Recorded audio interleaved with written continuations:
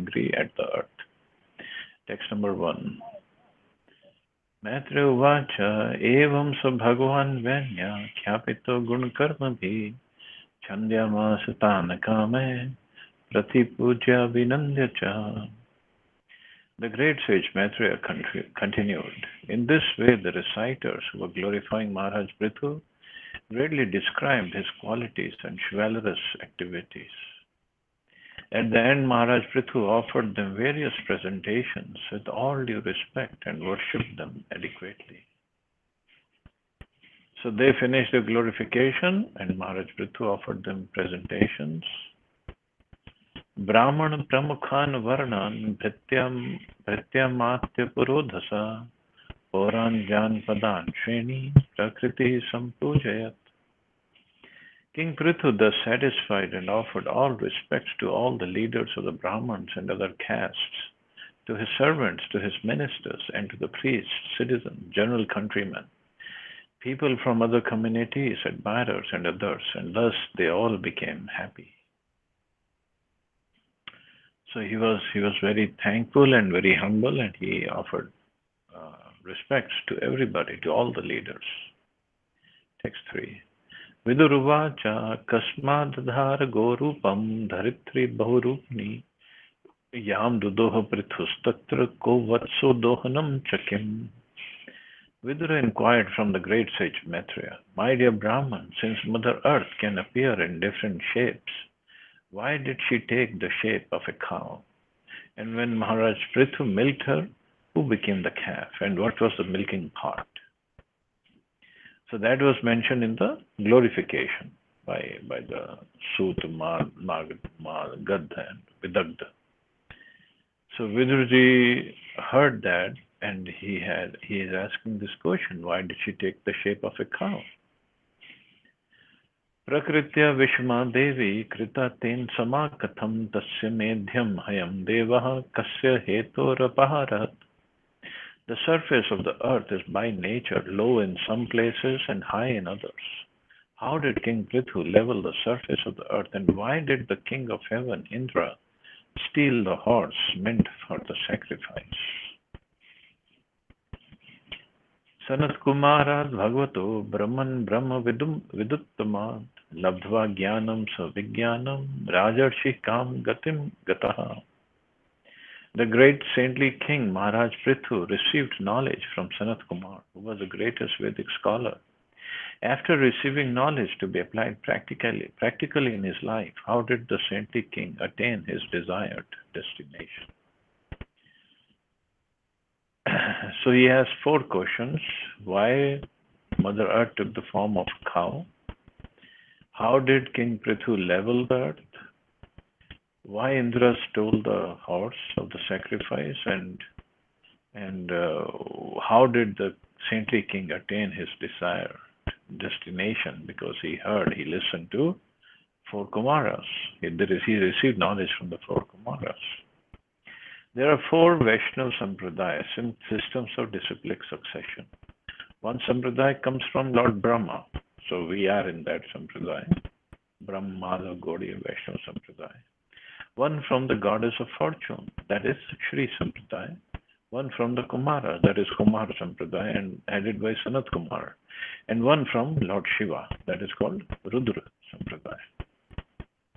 So from Lord Shiva comes a Vaishnava Sampradaya, and as Shankaracharya, he gave a Mayavad philosophy as well.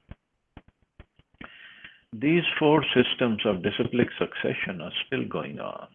As King Prithu has illustrated, one who is serious about receiving transcendental Vedic knowledge must accept a guru or spiritual master in one of these 4 disciplic successions. It is said that unless one accepts a mantra from one of these sampradayas, the so-called mantra will not act in Kali Yuga. Many sampradayas have sprung up without authority, and they are misleading the people by giving unauthorized mantras. The rascals of these so-called sampradayas do not observe the Vedic rules and regulations. Although they are addicted to all kinds of sinful activities, they still offer the people mantras and thus mislead them. Intelligent persons, however, know that such mantras will never be successful, and as such, they never patronize such upstart spiritual groups. People should be very careful of these nonsensical sampradayas. To get some facility for sense gratification, unfortunate people in this age receive mantras from these so-called sampradayas. Prithu Maharaj, however, showed by his example that one should receive knowledge from a bona fide sampradaya. Therefore, Maharaj Prithu accepted Sanat Kumar as a spiritual master. So it's very, very important to be connected and to receive knowledge and mantra from a bona fide sampradaya. But even in the bona fide sampradaya, just like the Brahma Madhav Gaudiya Vaishnava Sampradaya. After Sri Chaitanya Mahaprabhu wound up his pastimes and he left, and after that, 6 Goswamis and then different acharyas, Narottam Das Thakur, Vaishnav Chakravarti Thakur, Baldev Vidyabhushan. There's so many acharyas, but then there was a gap, huge gap happened. And then Apasampradayas. Apasampradaya means they look like from Brahma, the Gaudiya Vaishnava Sampradaya, but they had added and subtracted their own stuff. So there are 13 Apasampradayas that came up, and they practically just overshadowed the real knowledge, real teachings given by Mahaprabhu and 6 Goswamis. So practically this Gaudiya Vaishnavism that we know of right now, it was lost. Nobody even knew about it. And only these Apasampradayas, they were prominent. Apasampradayas, one is like Sakhi Bheki. Sakhi Bheki is like the devotees would dress up like gopis. The men would dress up like ladies and they would dance like ladies and they would act like ladies, thinking that they got the gopi bhav. In fact, I don't know if you know or not, if you read about it or not, many, many years ago, there was a DGP in UP and somehow he got attracted to Braj, to Radharani's bhakti, but the guru that he chose, he told him that although he was a DGV, District General of in the police, it's a very high rank.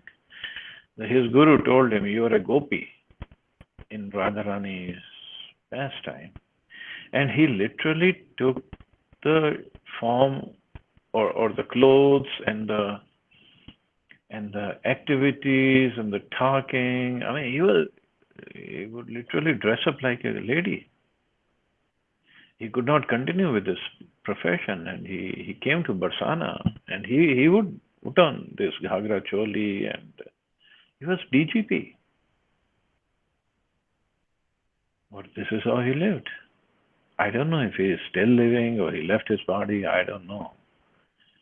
But people can get misled. And there are many groups, they have manufactured their own mantras. They come in Gaudiya Vaishnava, they're called Gaudiya Vaishnava, like Hare Krishna, Hare Ram, Nitai Gaur Radhesham, Hare Krishna, Hare Ram. This is one of the mantras they chant. And they have their own gurus, and the gurus are teaching them chant this, and then the disciplic succession is going on in that way.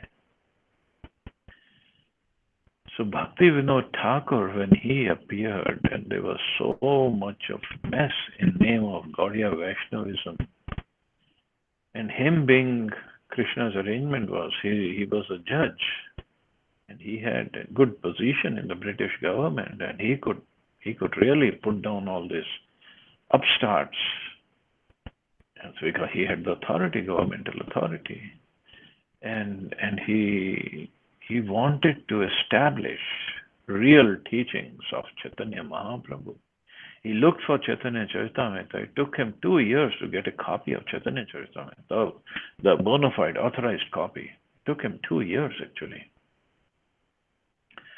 But anyway, he kept on preaching, and then he prayed to Lord Jagannath that on my own I cannot do this work. So please send me somebody, send me your ray, Vishnu, ray of light of Lord Vishnu. And that is when Bhaktisiddhanta Maharaj was born in his house as Bimal Prasad.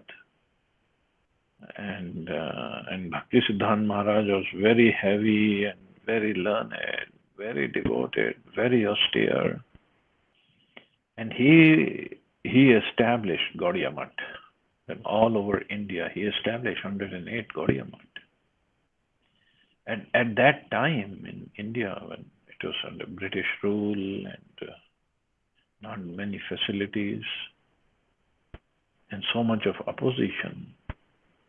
And then Bhaktisiddhanta Maharaj, he had so many wonderful disciples. And Srila Prabhupada joined Maharaj, and then Prabhupada was given this instruction to take the teachings of Chaitanya Mahaprabhu and preach in the English language in the Western countries. And Prabhupada preached all over the world, not just in Western countries, all over the world he preached in English language. And he established ISKCON. So many times people ask, why did he establish ISKCON? Why not Gaudiya Math? Because in Gaudiya Math also, Prabhupada saw after his Guru Maharaj left, there were some deviations. Not completely deviated, just like Upsampradayas, but some deviations were there, and he didn't like that. So although ISKCON, we don't say we are separate from Gaudiya Math, but we are not part of Gaudiya Math either. So there's Achintya Bheda Bhetattva here. So Prabhupada established ISKCON, and now, I mean, even in ISKCON, there are differences, I have to admit. But as long as we study Prabhupada's books, we preach through Prabhupada's books, we remain honest and humble servants of Srila Prabhupada, we'll be fine. We'll be fine. There can be differences, but all the groups, even within ISKCON, one thing they have in common is they all respect. They have full surrender, full dedication, full respect for Srila Prabhupada. So the differences can be there and they can go away later on. But the point is, now if somebody can say he's in Gaudiya, he's a Gaudiya Vaishnava, but if he is joining that group, Bhajanitai Gaur Radheshyam Hare Krishna Hare Ram, and that is their mantra, or some other mantras also there. So would that be bona fide or not? And how would any person, an innocent or a newcomer, how would he know that there's a difference? So it's difficult. I'm not saying it's easy, because newcomers, they just don't know. And so that is why we have to preach more. We have to distribute Prabhupada's books more and more and preach more and more, so people can get the real knowledge and real understanding of Gaudiya Vaishnava philosophy, and they don't get away from the real path. That's the whole idea. So, but it is very, very important to be connected to the right sampradaya, right disciplic succession. Then we can make progress properly. Otherwise, outside these four sampradayas,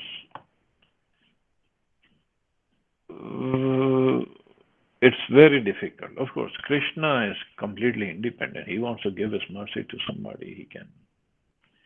But as a matter of rule or matter of principle, these four Vaishnava sampradaya, they are bona fide sampradaya, And one should get connected to them, any of them, and get the mantra and make progress spiritually. Text 6 and 7.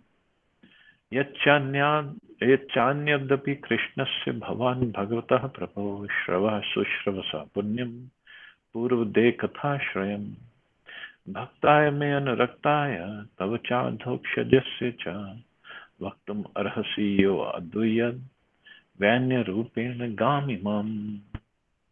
Prithu Maharaj was a powerful incarnation of Lord Krishna's potencies. Consequently, any narration concerning his activities is surely very pleasing to hear, and it produces all good fortune. As far as I am concerned, I am always your devotee, as well as a devotee of the Lord, who is known as Adhokshaja.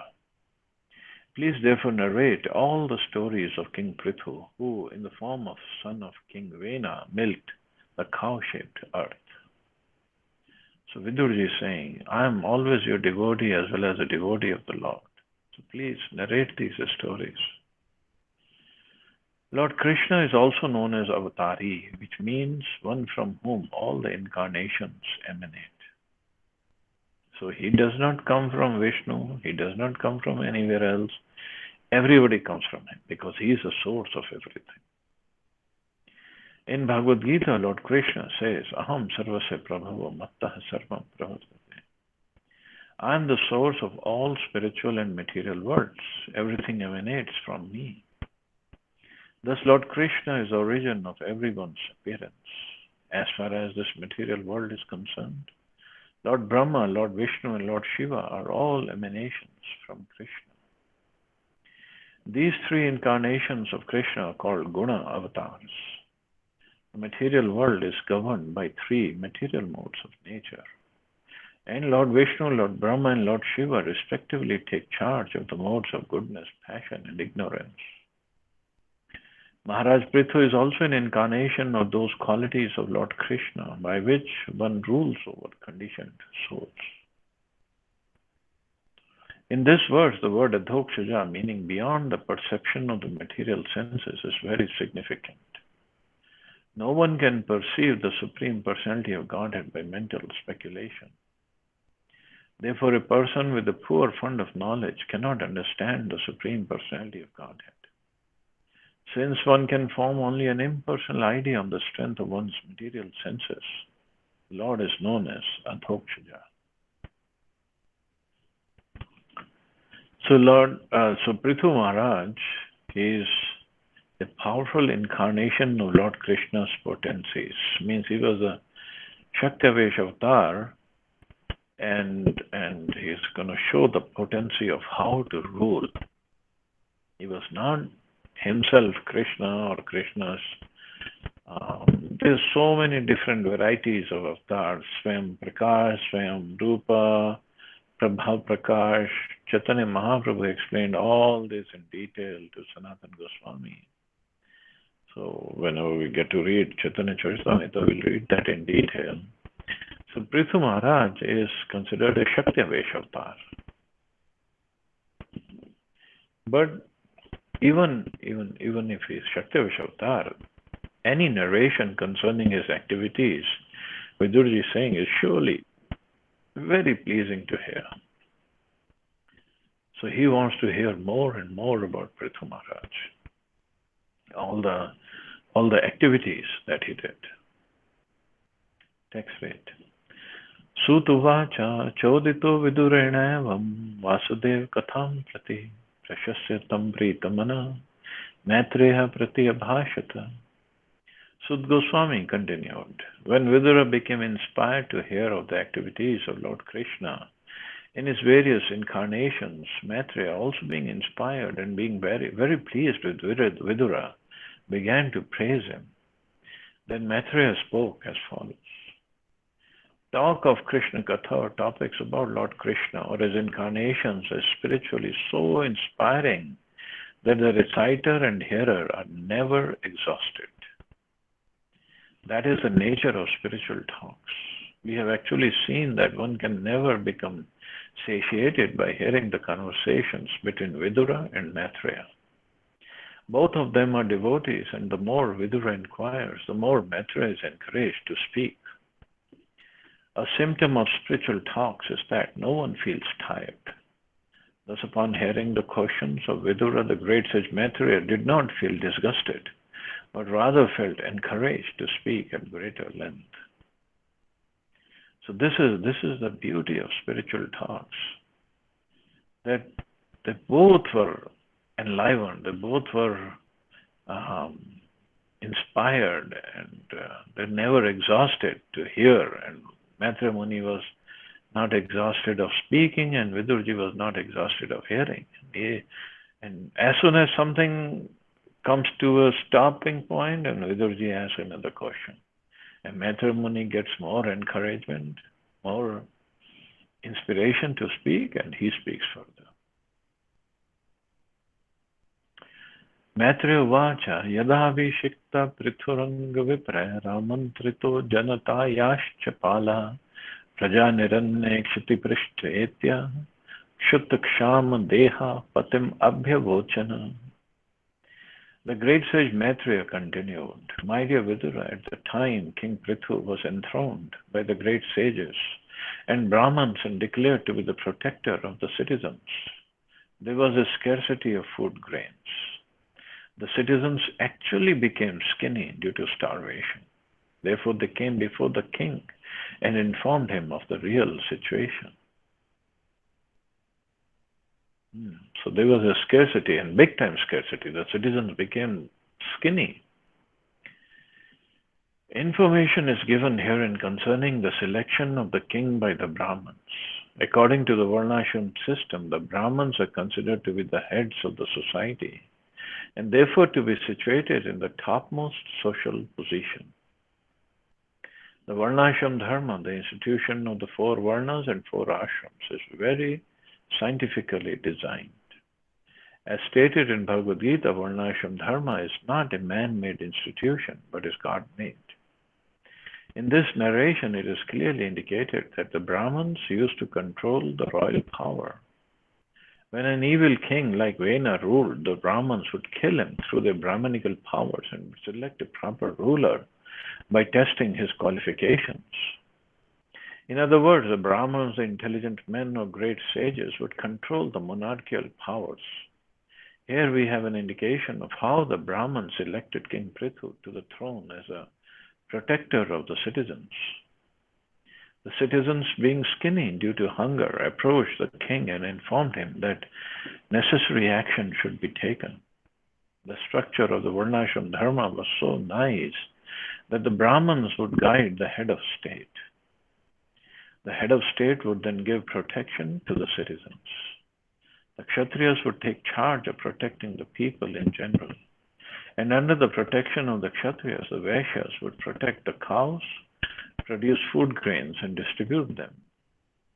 Shudras, the working class, would help the higher 3 classes by manual labor. This is a perfect social system. So the citizens, especially the Vaishyas, because they could not grow anything, and result being nobody had any food to eat. There were no grains. And they all went to the king, please protect. And now king is a Kshatriya, and he is not just an ordinary Kshatriya, he is incarnation of the Supreme Lord himself. So he is going to really take charge. And Maharaj Prithu did not say, oh, this is all mercy of the Lord, you're getting purified of your karma, so you continue with your starvation, or this is your only karmic reactions you're getting, and this and that. No, as a king, he was supposed to protect them, supposed to provide. And especially in this state of emergency, when there is no crops, there are no crops, no grains. So the king is supposed to provide everything, and also at the same time make sure that they follow dharma. Vayam rajan jatarena abhitapta yathagnina kota sthena vrikshaha tvamadya yata sharanam sharanyam yasadhito vrittikaraha pateranaha Tanno bhavani haturatve annam Shuddhartitanam Nardeva Deva Yavana Nangshyamah Ujjitorja Varta Patistvam Kilokapalaha. Dear King, just as a tree with a fire burning in the hollow of trunk gradually dries up, we are drying up due to the fire of hunger in our stomachs. You are the protector of surrendered souls, and you have been appointed to give employment to us. Therefore, we all have come to you for protection. You are not only a king, but the incarnation of God as well. Indeed, you are the king of all kings. You can give us all kinds of occupational engagements, for you are the master of our livelihood. Therefore, O King of all kings, please arrange to satisfy our hunger by the proper distribution of food grains.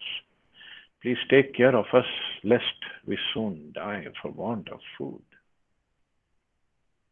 It's a duty of the king to see that everyone in the social orders, Brahman, Kshatriya, Vaishya, and Shudra, is fully employed in the state. Just as it is a duty of the Brahmins to elect a proper king, it is a duty of the king to see that all the Varnas, Brahman, Kshatriya, Vaishya, and Shudra are fully engaged in their respective occupational duties. It is here indicated that although the people were allowed to perform their duties, they were still unemployed. Although they were not lazy, they still could not produce sufficient food to satisfy their hunger. When the people are perplexed in this way, they should approach the head of government, and the president or king should take immediate action to mitigate the distress of the people. So this is the duty of the king or the leader of the country, to make sure everybody is fully engaged in their respective occupational duties. So it's a position of a great responsibility, not just enjoyment. But Kali Yuga, we know how things go on. So that is why Bhaktisiddhanta Maharaj used to say, this is not a place for a gentleman to live. So better take up to devotional service and get out of here. And this is only the beginning of Kali Yuga. And Kali Yuga hasn't taken the full effect because of the mercy of Chaitanya Mahaprabhu. Parikshit Maharaj also stopped Kali Yuga, and then Chaitanya Mahaprabhu has stopped for the next 10,000 years.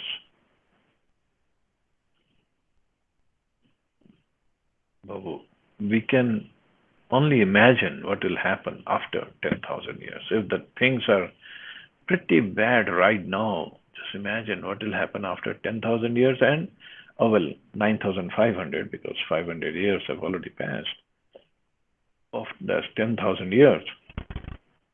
And we cannot even imagine the state of affairs towards the end of Kali Yuga. How horrible it's going to be. Text 12. Matra uvacha prithu prajanam karunam nishamya paridevitam dirgham dadhyo kuru shrestha nimittam so anvapadyata. After hearing this lamentation and seeing the pitiable condition of the citizens, King Prithu contemplated this matter for a long time to see if he could find out the underlying causes. Iti vyavsito buddhya pragrahit sharasana sandhade vishikham bhume krudha stri purha yatha. Having arrived at a conclusion, the king took up his bow and arrow and aimed them at earth, exactly like Lord Shiva, who destroys the whole world out of anger. King Prithu found out the cause for the scarcity of food grains. He could understand that it was not the people's fault, for they were not lazy in executing their duties. Rather, the earth was not producing sufficient food grains. This indicates that the earth can produce sufficiently if everything is properly arranged. But sometimes the earth can refuse to produce food grains for various reasons.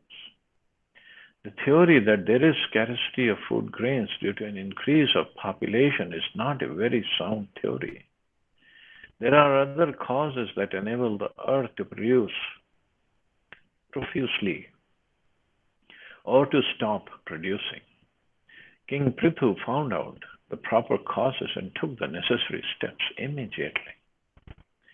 So he figured out the earth is not producing properly. And like Prabhupada says, the theory that the scarcity of food grains due to an increase of population is not a very sound theory. If the population, even if it goes twofold, threefold, four, fivefold, and in fact Prabhupada says earth can easily maintain even 10 times the population that we have, provided we become Krishna conscious. If we are Krishna conscious, earth has no problem in producing more and more and more grains, more foodstuffs for all of us to subsist, for all of us to live very comfortably.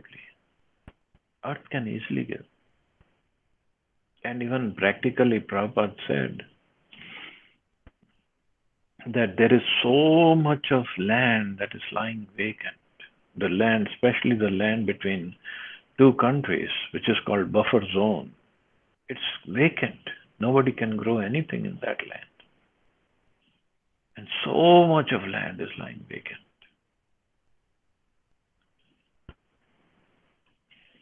And also the people are not Krishna conscious. That's why the earth is not giving. She can give much, much, much more than we require actually.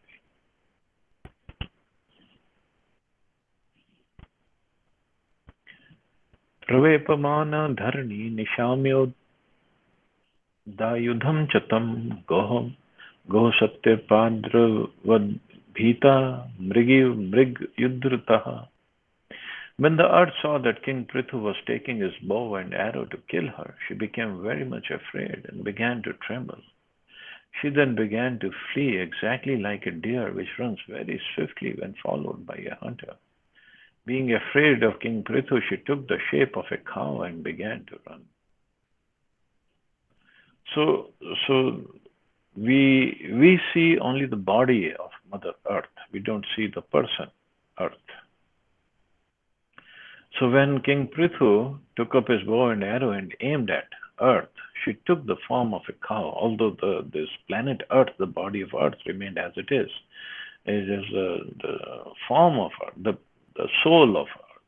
The soul, she took another body of a cow and began to flee. Because she knew whatever happens, king is not going to kill a cow. Just as a mother produces various children, both male and female, the womb of Mother Earth produces all kinds of living entities in various shapes. Thus it is possible for Mother Earth to take on innumerable shapes.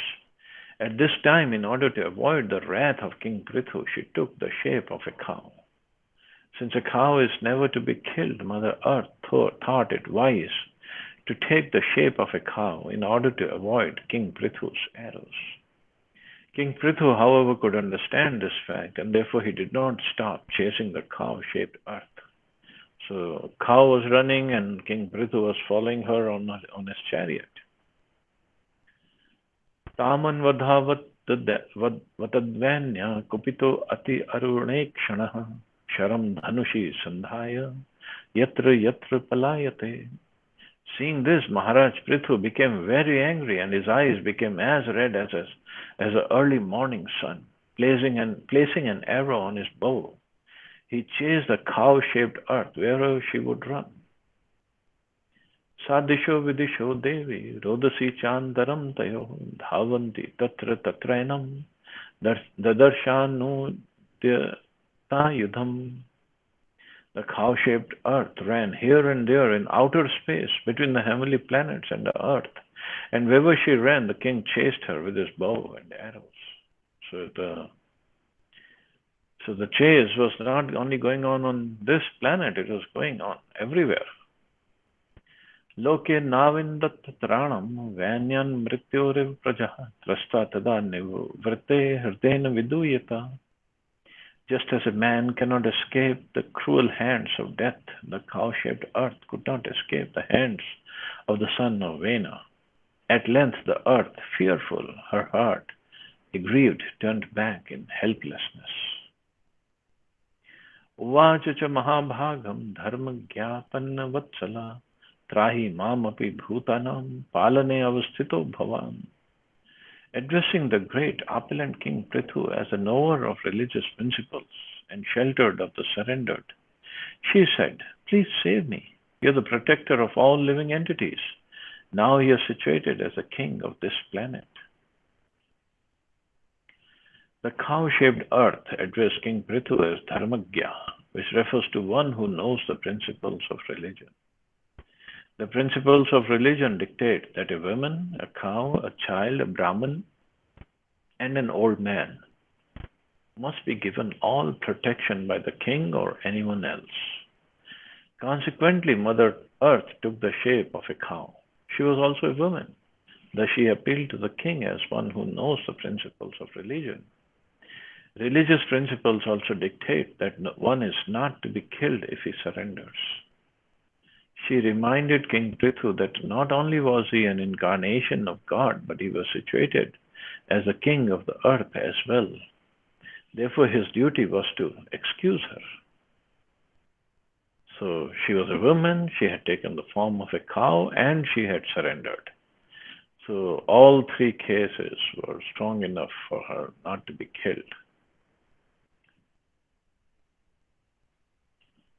Sattvam jighansase kasmad dinam krit kil vishesham ahanishyat katham yosham dharmagya iti yo mataha. The cow-shaped earth continued to appeal to the king. "I am very poor, I have not committed any sinful activities. I do not know why you want to kill me. Since you are supposed to be the knower of all religious principles, why you are so envious of me, and why are you so anxious to kill a woman?" The earth appealed to the king in two ways. A king who knows religious principles cannot kill anyone who has not committed sinful activities. Apart from this, a woman is not to be killed, even if she does commit some sinful activities. Since the earth was innocent but was also a woman, the king should not kill her. So this was her plea. And she's again and again telling king, "You are a dharmagya, you are the knower of religious principles. So how can you even think of killing a woman?" Praharanti nave strishu kritahaswapi jantavah kimut vidha rajan karuna dinavatsalaha. Even if a woman does commit some sinful activity, no one should place his hand upon her. And what to speak of you, dear king, who are so merciful, you are protector and you are affectionate to the poor. Mam vipatya jaram navam yatra vishvam pratishtitam atmanam cha prajaschema katham ambasi dhasyasi. The cow-shaped earth continued, "My dear king, I am just like a strong boat, and all the paraphernalia of the world is standing upon me. If you break me to pieces, how can you protect yourself and your subjects from drowning?" Beneath the Earth's entire planetary system is the Garbha water, or Garbhodak ocean. Lord Vishnu lies in this Garbha water, and from his abdomen a lotus stem grows, and all the planets within the universe are floating in the air, being supported by this lotus stem. If a planet is destroyed, it must fall into the water of Garbha. The earth therefore warned King Prithu that he could gain nothing by destroying her. Indeed, how would he protect himself and his citizens from drowning in the Garbha water? In other words, outer space may be compared to an ocean of air, and each and every planet is floating on it, just as a boat or island floats on the ocean.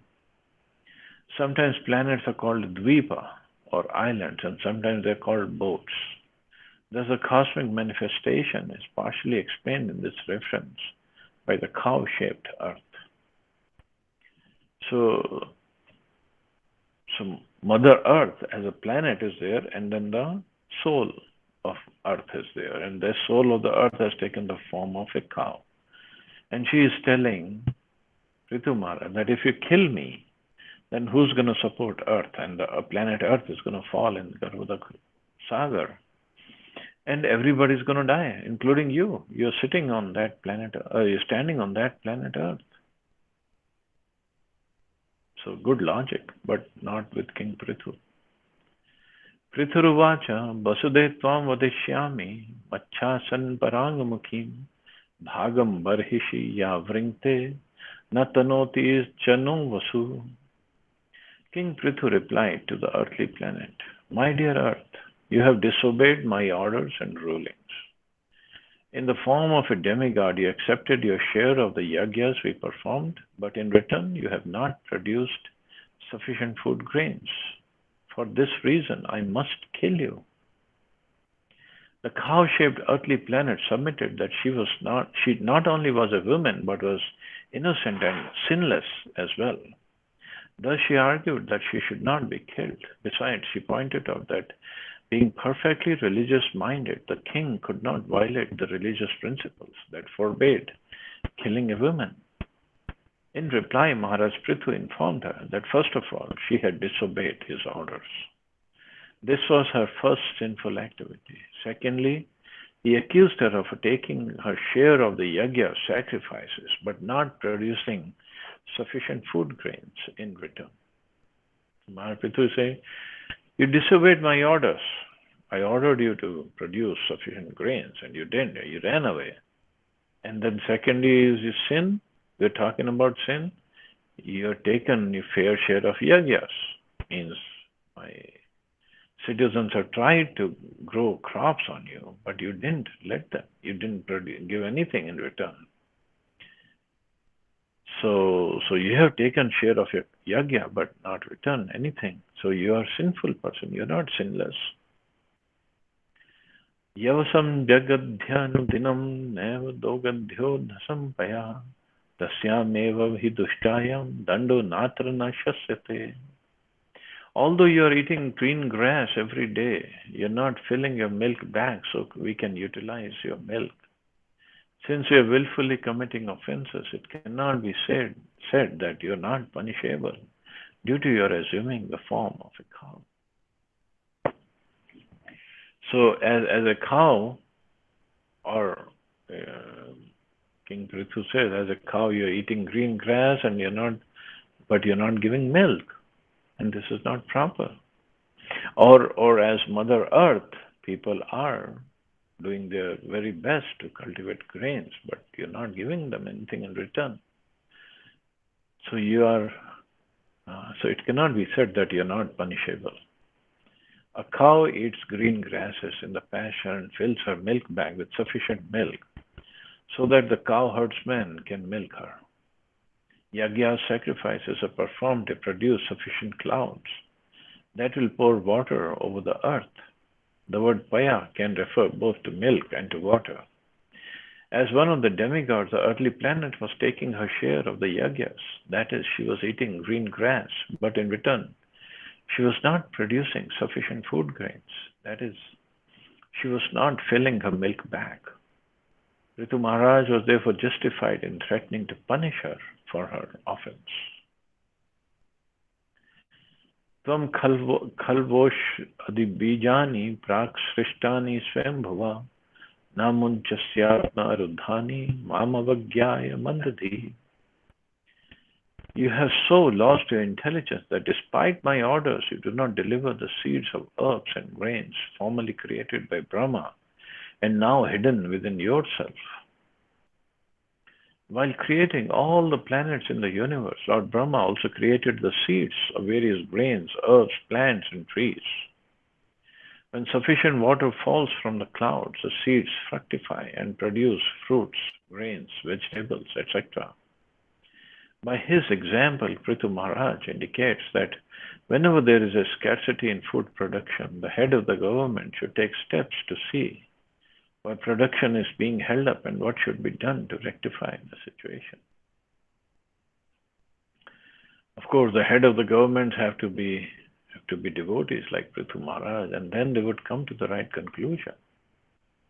If Mother Earth is not producing enough food, means the yajna is not going on. So we have to do proper yajna. And then she will produce enough food grains. Amuksham shut paritanam martanam paridevitam shamyashyami mad banar bhinnayas tavamedasa. Now with the help of my arrows, I shall cut you to pieces and with your flesh satisfy the hunger-stricken citizens who are now crying for want of grains. Thus I shall satisfy the crying citizens of my kingdom.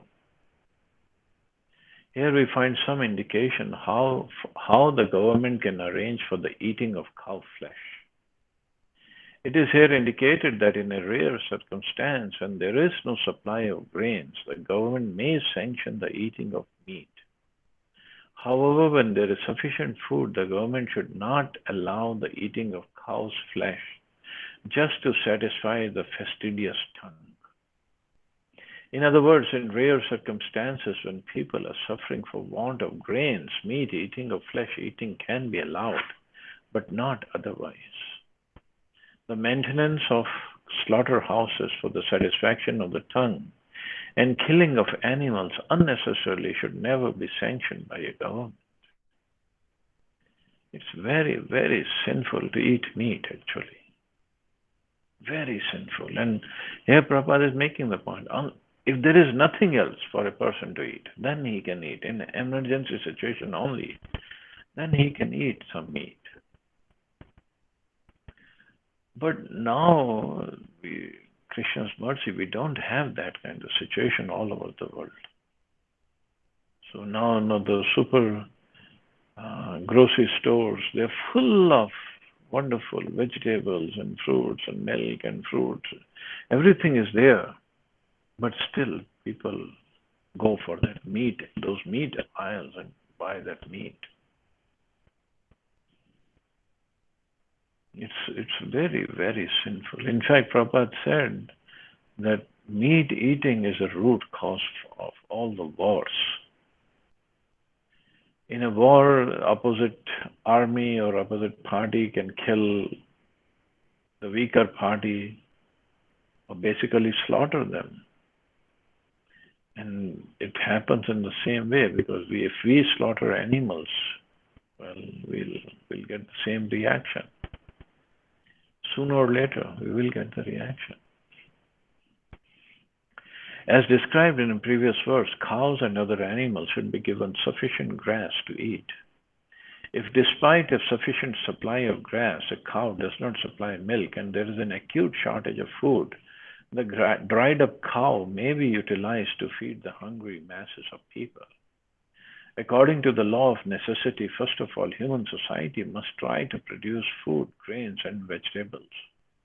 But if they fail in this, they can indulge in flesh eating. Otherwise, not. As human society is presently structured, there is sufficient production of grains all over the world. Therefore, the opening of slaughterhouses cannot be supported. In some nations, there is so much surplus grain that sometimes extra grain is thrown into the sea. And sometimes the government forbids further production of grain. And that has happened in America, actually.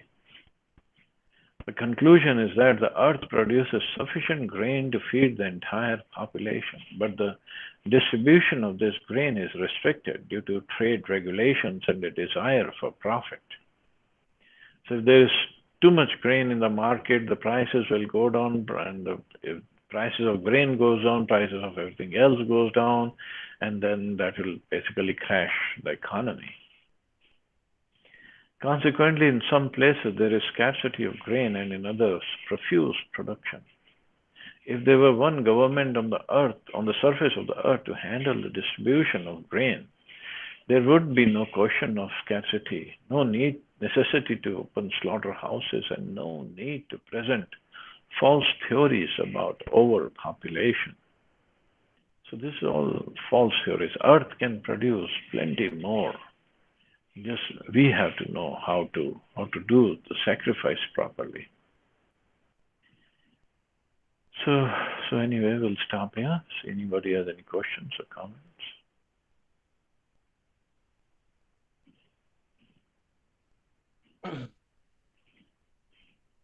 Hare Krishna Prabhu. I have a question, but it's not related to the today's class. Okay. So can I ask? Prabhu, I have a question that when yesterday was Ekadashi, and we have a pranayam time. I just wanted to know what is the significance of the pranayam time. That why we have to complete our fast between that specific time period only. It's Paran time, not pranayam time. Sorry, Paran time. Sorry. So Paran time is a time to break the fast. So actually, what happens during that time there is a muhurat. So when we can break. So otherwise, if we don't, then the result of that vrata will be taken away by demigods. Okay.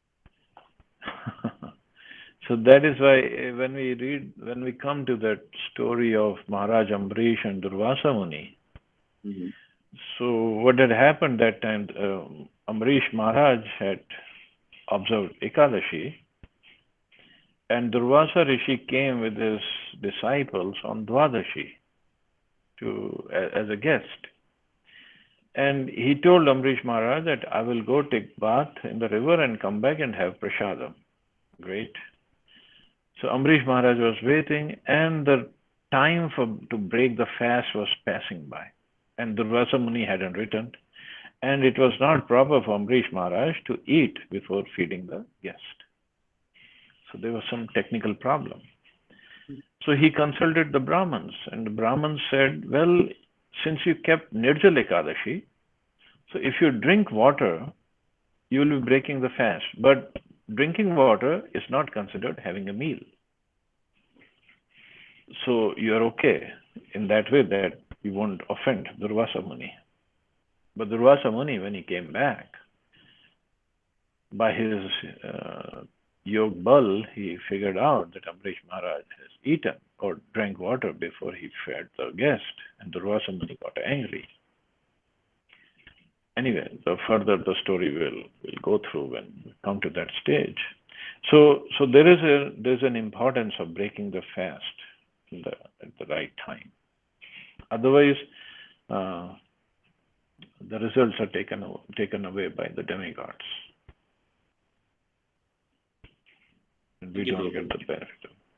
Thank you. On the other hand, we can say, oh, this is Karma Kanda situation. As a devotee, we don't care. But still, as a devotee, we don't like to break the rules of social tradition. We try to follow them also. Thank you, Prabhupada. Thank you. You're welcome. You're welcome. Hare Krishna.